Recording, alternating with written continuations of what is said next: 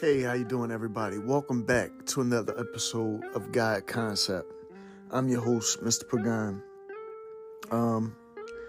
How's your day going, first of all? I woke up around 8-ish. Laid there for a while and decided I had to pop up. I had to get up and do something, so I made a cup of tea/hot chocolate. To begin my morning, went on a walk. I'm gonna start vlogging my walks and putting them on a new social platform that I found called 8. It looked like the infinity symbol with a yellow background. I like it because it's different. I also found Game Joke. It's pretty cool. It's adult kiddish, like that adult with that child in them still. Game Joke. Deviant Art is more adult, artsy type thing. They show all types of stuff. But 8 is where I'll be doing vlogs and things like that for the most part. With all that's been happening, all that's been going on, I know a lot of you aren't previewed to that because it's my life. It's what I've experienced. But sometimes it becomes stifling to try to create. It becomes a real hardship just to try to put out a new creation. Excuse me. It becomes a hardship to try to put out a new creation at times.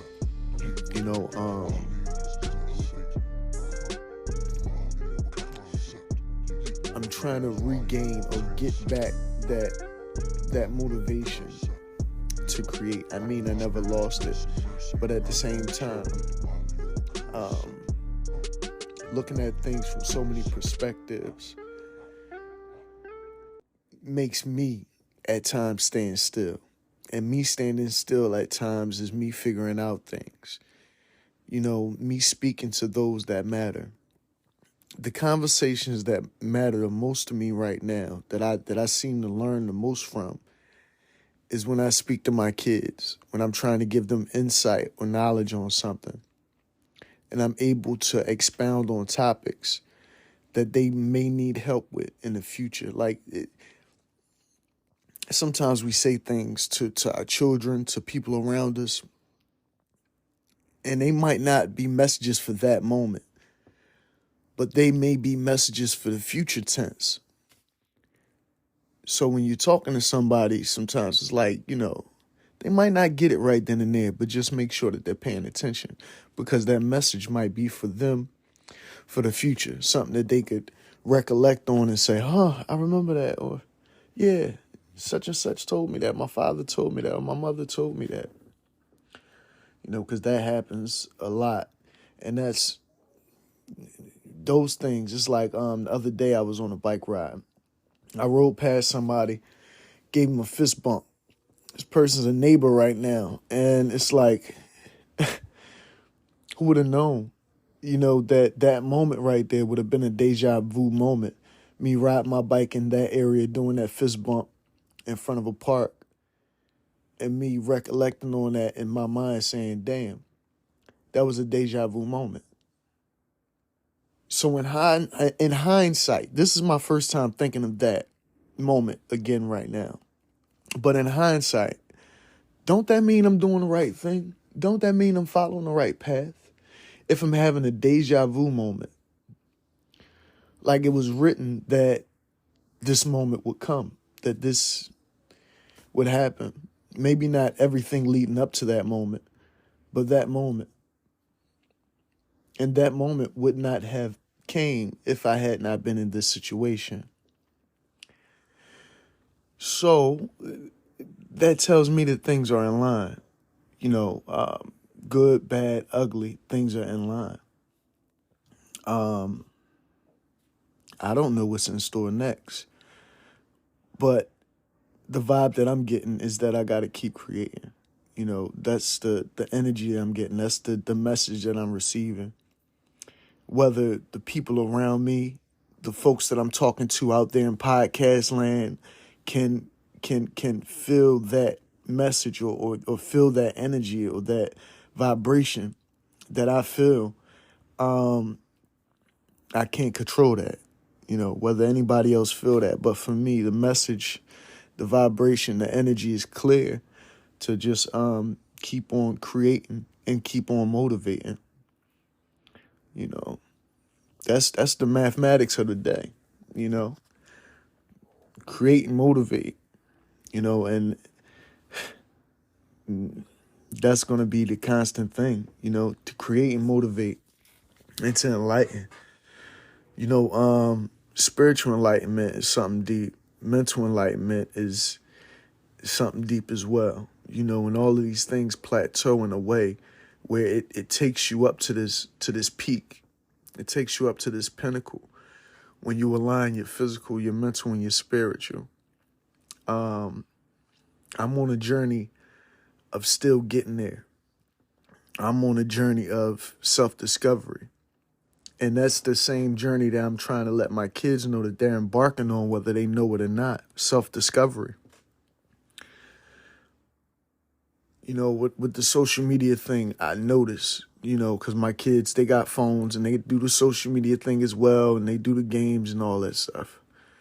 But you could get lost looking at other people's lives, and I try to teach them this. Don't get too enthused because it's all content. You know, it's all content. It's like, you know what I mean? When you get a new toy in that moment where you're so excited and you just bust it open or whatever, instead of, you know, putting the camera on it or whatever and videotaping it and making it a spectacle and uploading it on YouTube or TikTok or whatever.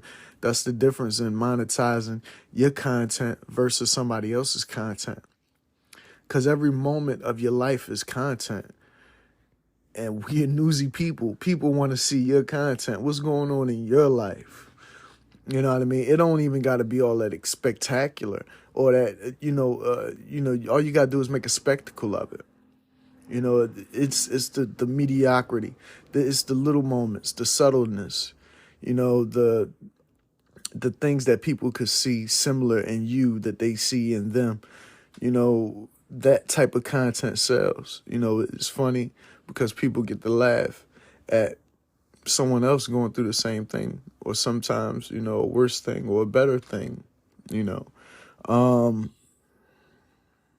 That's what I try to teach them. Don't get too enthused on other people because they look at these other people's lives and it's like, yeah, okay, yeah, they do this, they do that.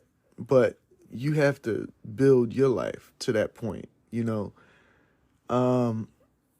There's a guy I was looking at, but he always say you earn your leisure, basically.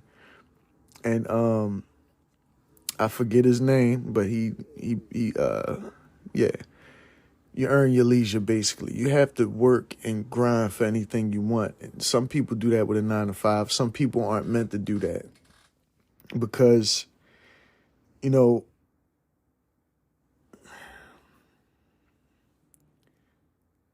to be in line with your true goal is one thing, but you have to see that you are on your path, right? And you got to understand that nobody's path is the same. So for you to look at anybody else's life and put in any comparison or put your life in any contrast to theirs, you do your own path a disservice. You actually build up roadblocks and barriers in your own way when you do that. That's why you can't compare apples to oranges. You know, you can't compare grapes to figs. You know, you can't. It's two different things. You know, yeah, they both fruit in a way, but in a sense they're different. You know, they have different properties. They come from a different root. They come from a different yield. Yeah. That part. It was something else I wanted to talk about too. Hold on, let me take a second to get my notes together because I'm starting to get a little bit, trying to get more more professional with this. Not professional, proficient. So I write notes and things like this. All right. Well, what I discovered is scalpers taking Yeezy pods to eBay, marking them up to $200 from $20.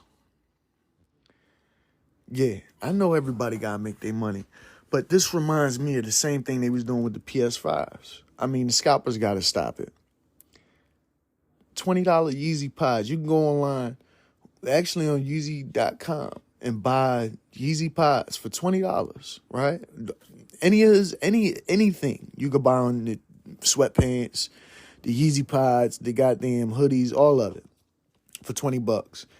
But they're taking items off the website, taking them to eBay, marking them up to $200. That's like a slap in the face. Anybody who go for this is fucking retarded. They did the same thing with the PS5s. I mean, they're doing it to the point right now where some stuff is out of stock on the Yeezy store. You go to buy it and you can't because too many people are buying these pod shoes, throwing them up on eBay, and scalping them, basically. You know, I don't know. I don't think Yeezy would appreciate that because he's trying to provide a service to people, who may need sneakers for $20 or hoodies and sweatpants for $20 or something to wear, things like that. He's offering things at a reasonable price. Scalpers got to calm down. You got to calm down. You got to calm down. Anytime you're taking something for 20 and taking it over there, come on, calm down. Calm down. You know what I mean? I don't know why I wanted to touch on that, but I wanted to touch on that. I think it's because I experienced that too many times with the scalpers, where I tried to purchase something and couldn't purchase it because the scalpers were buying it all up, taking it somewhere and selling it for a crazy-ass markup. You got to calm down. Come on. Let me see. Okay, I did that already. Yeah, I did that. Oh, I wanted to also talk about a play that I've been involved with. That's perfect. A play that I've been involved with called Bridge to Leon. Let me tell you, this play is amazing. It's a small play. It's a small cast. I've been the stage manager so far, and it's my first play. It's my first time actually stage manager in a play, actually even being a part of a play, period. I've seen this cast do plays in the past. It was a rock star play. I forget the name of the play, but I seen the cast do a couple different plays. I seen them do warm-ups and everything before I got involved with the whole play, with the whole theatrical scene and everything. And from what I see is the cast is great. The play takes place down at 19th and Rittenhouse. It's called Bridge to Leon. Tickets are like $20, but it's a great play. The music is dope. The Gold Diggers album is fire. It's by an artist named Leon Bridges. Young artist. I never met the man personally, but I like his music. I'm really growing quite fond of his music. You know what I mean? Especially when you gotta play the soundtrack. You know what I mean, for the play. You gotta make sure you got the sound cues and everything. You start to listen and you start to get the gist of what he's saying. And basically, hold on. Basically, what I take is the Gold Digger album is the soundtrack to his life. That's like the soundtrack to Leon Bridges' life. That's basically what he give you on the Gold Diggers album. Music that you naturally hear in your head, that you conceptualize without realizing that you're conceptualizing it. The soundtrack to your life, basically. The play was dope.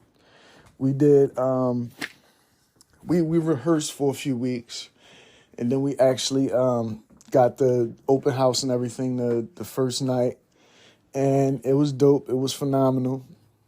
My daughter was in attendance. She actually helped out. She helped at the box office. It was beautiful. She enjoyed the play as well. So not only was the play beautiful, it allowed me to really showcase a different profession to my child, to my daughter. It allowed me to showcase the theatrical scene to my daughter, to open her up and expose her to this new thing, because she never been to a play. I believe it was her first play. So to open her up to this and allow her to see and be a part of this was a great experience. That's why I'm saying, we take these changes in our life, but if I wouldn't have never, went through what I went through in life, or going down a different path in my life that I did, I would have probably never got to show her that experience, or allow her to be a part of something like that, because I wouldn't have been a part of anything like that. So you got to take time. Well, what I'm saying is you got to take time to appreciate small things in life, because everything starts small. Everything starts from a seed. When you want something to work, when you want something to manifest, you have to first have that faith of a mustard seed, and you have to tend to it. You have to water it. You have to cultivate it. You have to love it, and you have to believe in it in order for it to grow. Even when there's nobody else that would do that, even when the odds are stacked against you, you have to believe in what you're growing. You have to believe that it will yield one day. You have to believe that. And those are the things that's leading me back to having my passion, to singing the words that are naturally given to me. And I want to do this, not just for me, but for my children, and let them know that this is what they got to go through. This is what they got to do with their life. You got to follow your passion. Many people get a profession. Many people. Some people never get a profession. But everyone get a passion. How many people actually get to follow their passion in life? Not many. Not many. I mean, you see many following their passions because they put them in front of your face. They make sure you see the people that are passionate about what they're doing. They make sure you see them on your televisions. They make sure that you see their content. All of this because, this is what sells. That they're promoting themselves. And others are helping them promote themselves to you because you're going to give them revenue. You're going to finance this. And they're going to make money off that too. So following your passion is what you're always supposed to do. I'm struggling through this because I got to hit the bathroom. I ain't going to lie to you. But, this podcast gets a little unconventional. So I'm about to hit the bathroom and come right back. Yeah.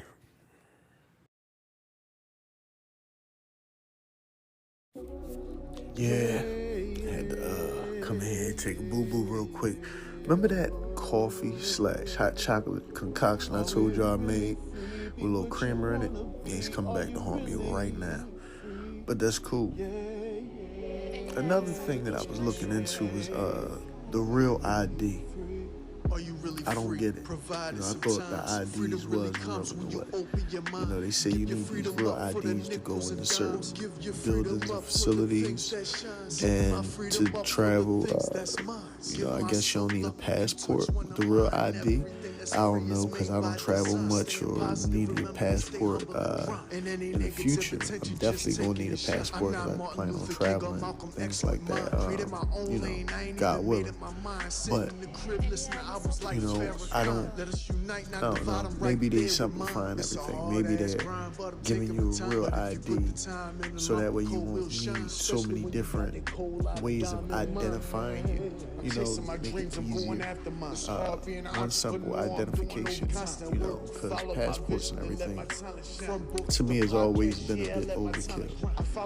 They know who you are, but nowadays you gotta get a real ID because I guess with all the deep fake technology and all the espionage things that's going on in the world, not only in the city, they gotta make sure you are who you are. My question was, what facilities can't I go into with the current ID that I have? I have to have a real ID to go into what facilities?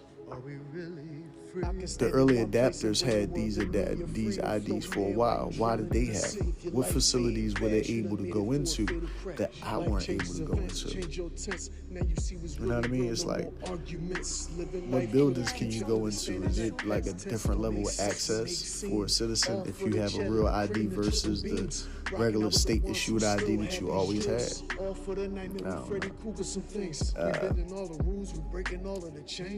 More and more they make you buy into this system that that you're tied to, and more you trade, we trade our freedoms, our liberties for security and things of that nature. And don't get me wrong, all of us are, we deserve security. We want security, we deserve security. It's a necessity. Everybody needs to feel a level of security, to feel secure in their life. But we're part of a system that will strip you of any type of security that you think that you may have to make themselves feel more secure. Security is really subject to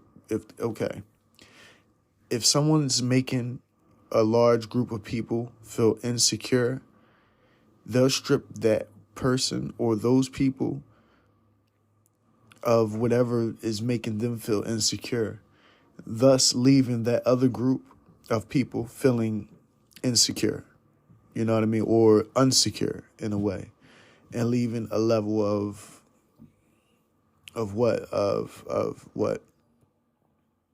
hopelessness or disparity or despair, a level of despair with those people.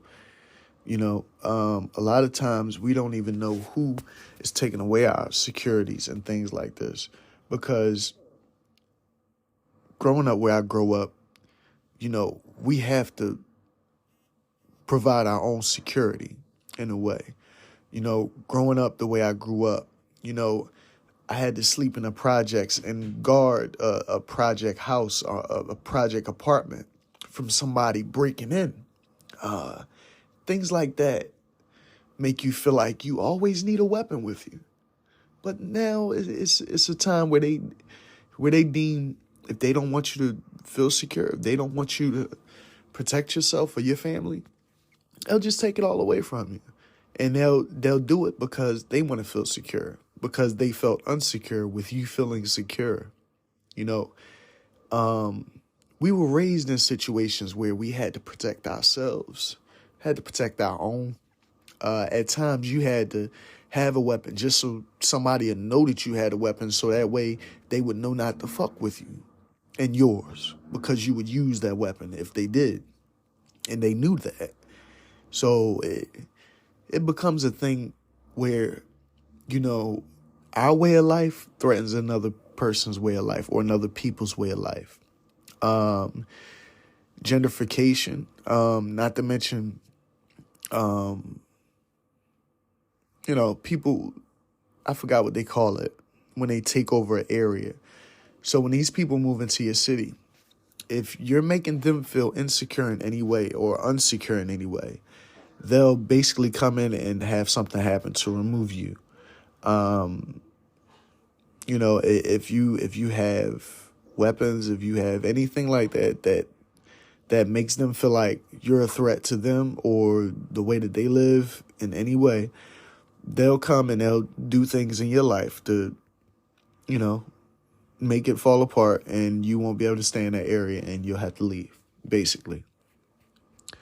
So gentrification is not just a thing where it sounds good or it's pretty and things like that, but it's done in a way where they don't care who you are or what you're going through. They'll do it. Your own city will have it done to you because they need a certain area or they want a certain area or property, because it's all about location, location, location.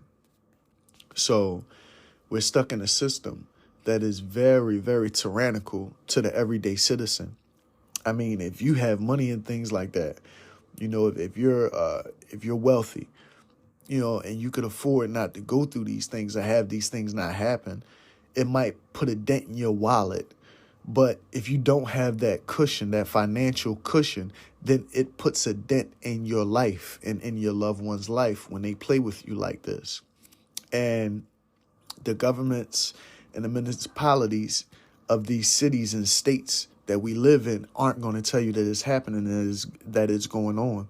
It's why my last episode was called "We're Under Attack and We Don't Know It." Because whatever agenda they put in place that they want to put upon you, they're going to do. And they don't care how it would affect your life in any type of way.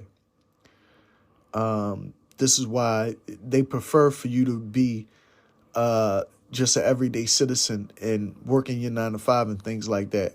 And they have their select few that they put on these TVs and things in front of you because they're the ones that they control. And anytime that they get out of control or they start to misunderstand what's really going on, or they start to, buck the system or talk about the program in a light and in a way that shines a light on the fact that it's all a program. And the only reason that they're on TV and that they're famous and they're celebrities is because they're controlled.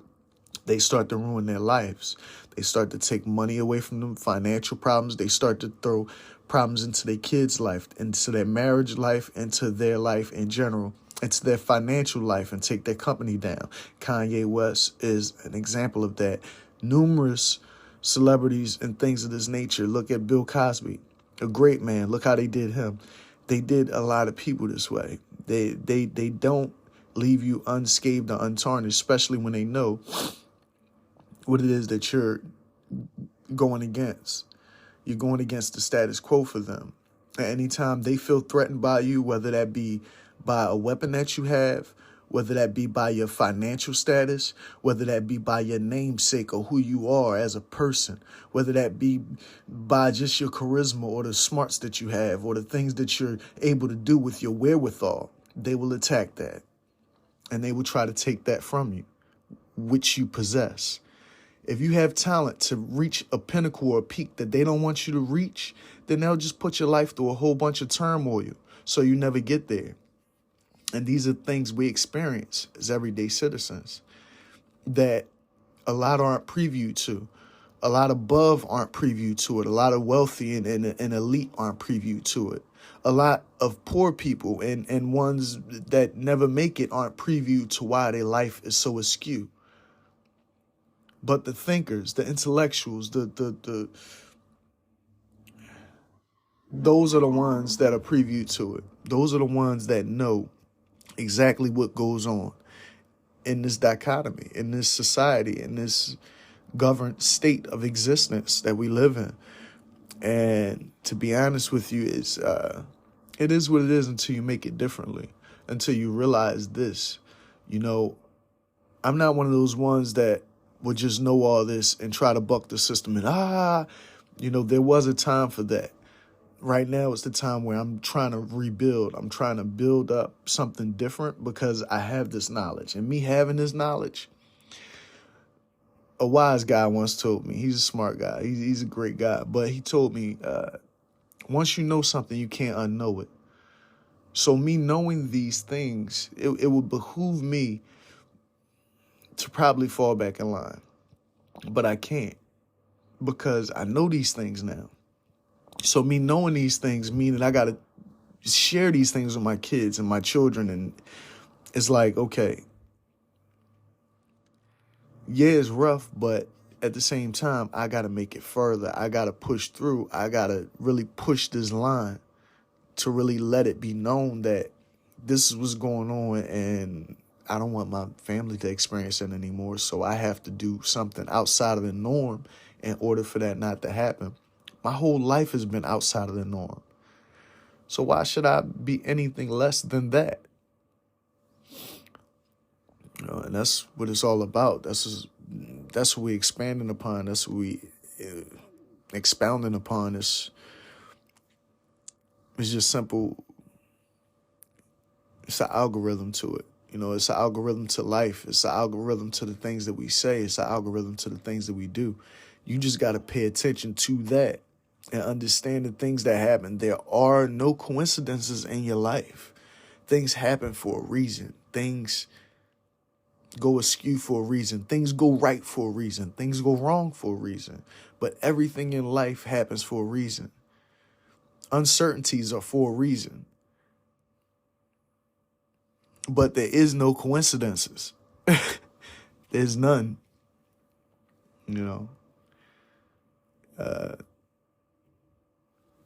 It's life, and we all have to live it, and we all have to learn our lessons. But once we learned our lessons, do we correct the mistakes that we've made? How do you correct those mistakes? Because you still got to deal with the mistake, but you still got to correct it too. So that's just a little jewel I drop on y'all. But yeah, man, please support the books and everything, because the books support my family, me, and the things that I'm doing. I'm trying to push it. I'm putting quotes up and everything. I'm discovering more. I'm discovering more ways of promoting things and everything. I'm new to this whole space of being an author, and so I'm learning how to do quotes on Kindle from out of my book and things like that, and put those out there. And yeah, I'm hoping that the more I push and promote and things like that, I get more readers. I'm also on Goodreads. So please, if you read the book, if you sample the book, anything like that, if you have a feeling about the book, go on Goodreads, give it a review. I'm trying to get this book in more places. I'm trying to get a book leg. So this publication has to get in as many stores as possible. Digital stores, because I know everybody is tethered to a device somehow. Everybody got a phone in their pocket. So my thing is this: if you got a phone in your pocket or device in your area, if you got a computer, a laptop, anything like that, you basically got my book already. It's just up to you to download it, take a look at it, and read it. It's called Nature's Features. I also got 2 other titles called Morals and Values and One Leap of Faith. So please go out and check out the whole catalog, as well as a lot of other authors named Mark Pagan catalogs as well. I'm discovering that my name is synonymous with authors and artists. So, and me discovering me, I discovered them. So please check out all the Mark Pagans. I'm Mark Pagan Jr. So when you look up Mark Pagan Jr., those are going to be my titles. The other Mark Pagans, their titles are great as well. So check us all out. My music, though, is under Mr. Pagan on all streaming platforms. Give it a listen. My concept album, Nature's, it got a long-ass title, but it's a concept. It's Nature's Features, basically. Nature plus F with features me, basically. So it's like a whole concept album with the book, the artwork, and the music. So yeah, check it out on all streaming platforms. More to come, as always, as usual. Thank you guys for checking me out. This has been another episode of God Concept. I'm in the bathroom, just about done with my legs getting numb. I'm out this joint. Peace.